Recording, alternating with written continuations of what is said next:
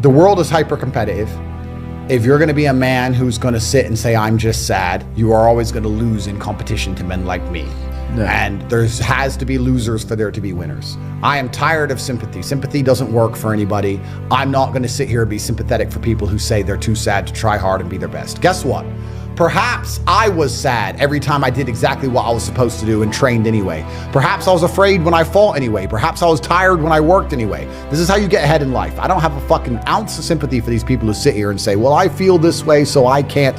Then don't do it. Stay down there. The winners are at the top, and the winners at the top don't give a shit about how they feel. We wake up and we perform regardless of how we feel day after day. So if I'm going to ignore my own feelings, I'm certainly not going to take into consideration anybody else's. Yeah. Why am I going to ignore how I feel and make sure I'm constantly performing regardless, flawlessly, and then sit and go, oh, but he doesn't feel good, so he's allowed to fuck up. No, you are not. You're not allowed to fuck up to your ancestors or to God or to yourself. You have to perform. This is what being a man is about. The baseline of masculinity is doing things you don't feel like doing. I can't comment on being a woman because I'm not one. But the baseline of masculinity as a whole is the thing that makes a good man is that he does what he doesn't want to do. He doesn't want to work and he works anyway. He doesn't want to go to war and he fights anyway. He doesn't want to get up, he gets up anyway. That's the whole point of it. We didn't want to die in the Titanic. Guess what happened? We died in the Titanic.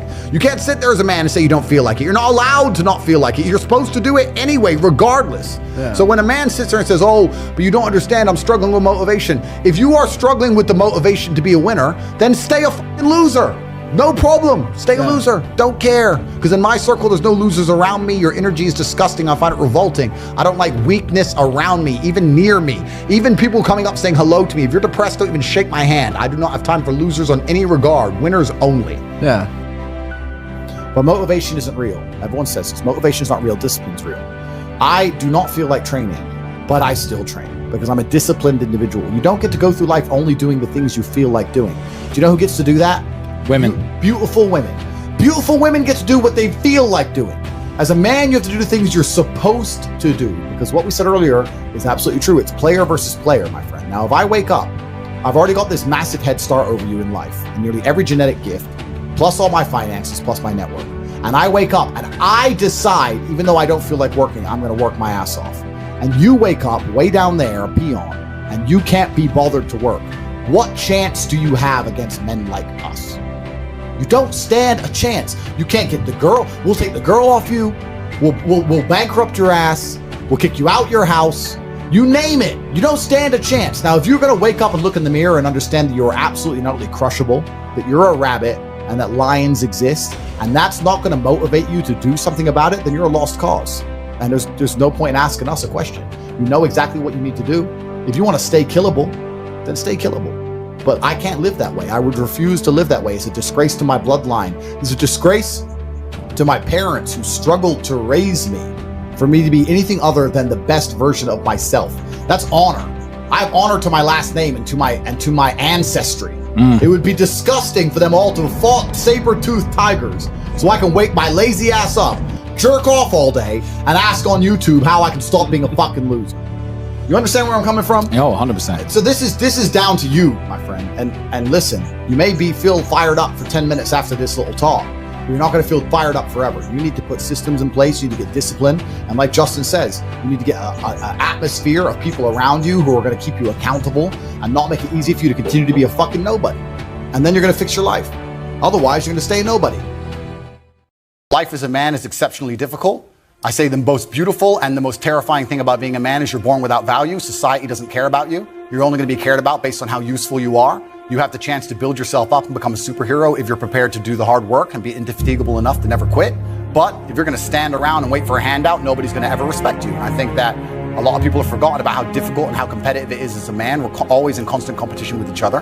And it's your duty as a man to stand up and say, I want to be as important and strong and good-hearted and God-fearing as possible. And I need to work hard to achieve those things. And the dangerous thing about overly emotional men is that they're dangerous. They're genuinely dangerous. This is what's crazy.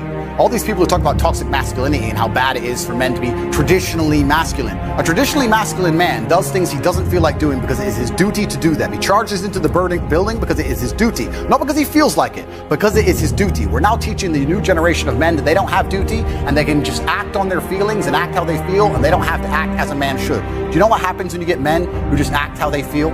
You get school shooters, you get violence. Men who do not control their emotions are dangerous. If you find a man who is stoic, he's not going to hurt people. He's going to sit and think about his actions very carefully, and he's going to be a good man who protects for and provides for his family. You find a man who just acts out on impulse and does whatever he feels like, you're going to find a dangerous man. Sitting here telling men to cry more and act with their feelings and it's okay to feel this way, that way, etc., and have no self-control.